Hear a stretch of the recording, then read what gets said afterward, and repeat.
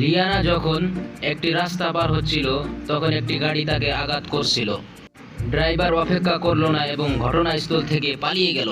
কাছাকাছি লোকেরা লায়নাকে সাহায্য করতে এসে তাকে হাসপাতালে নিয়ে যায়। লোকেরা গাড়ির নম্বর প্লেটটি নিবন্ধন করতে পারেনি, তবে গাড়িটি পুরোপুরি বর্ণনা করেছেন। মেহুল গাড়িটি খুঁজতে শুরু করলেন। কিছুক্ষণ পরে মেহুল এরকম 3টি গাড়ি পেয়েছিল। তিনি 3টি মালিককে জিজ্ঞাসাবাদ করেছিলেন। প্রথম গাড়ির মালিক বলল, আমি আমার গাড়িটি ধুয়ে দিচ্ছিলাম, আমার পা ভাঙ্গা, আমি 1 মাস থেকে গাড়িটি বের করিনি। দ্বিতীয় গাড়ির মালিক বলল, গত 1 সপ্তাহ আগে আমার মাথায় আঘাত পেয়েছি, আমার গাড়িটি তখন থেকেই গ্যারেজে রয়েছে। তৃতীয় গাড়ির মালিক বলল, আমার হাত ভেঙে গেছে, অনেক দিন ধরে গাড়িটি চলাইনি। এই 3 জনের মধ্যে কোনটি মিথ্যা বলছে?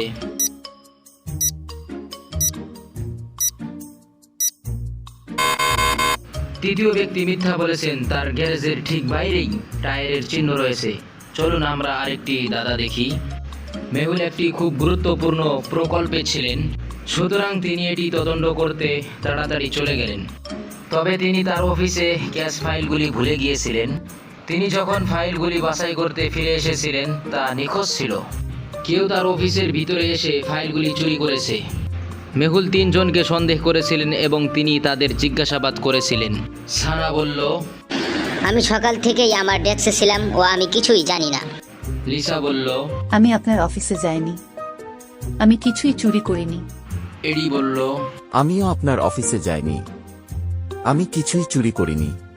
এই 3 জনের মধ্যে একজন ফাইল চুরি করেছে। আপনি কি অনুমান করতে পারেন কে করেছে?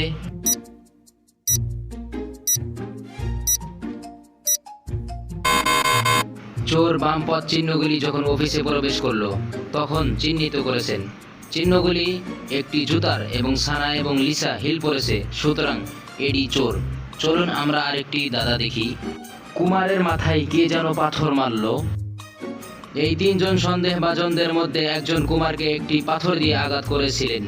আপনি কি অনুমান করতে পারেন এটি কে করেছে?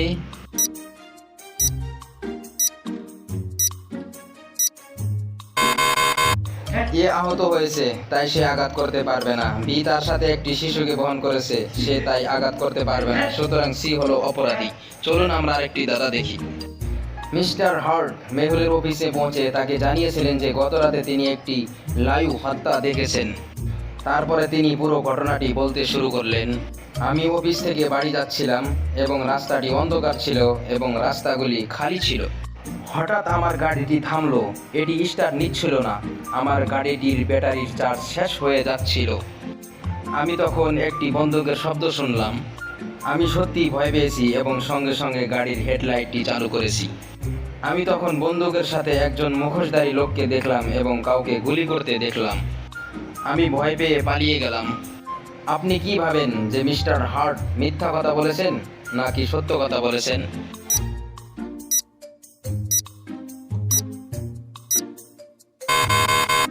মিস্টার হার্ট বলেছিলেন যে ব্যাটারির চার্জ নেই, তবে সে কিভাবে হেডলাইট চালু করলো সে মিথ্যা বলেছে।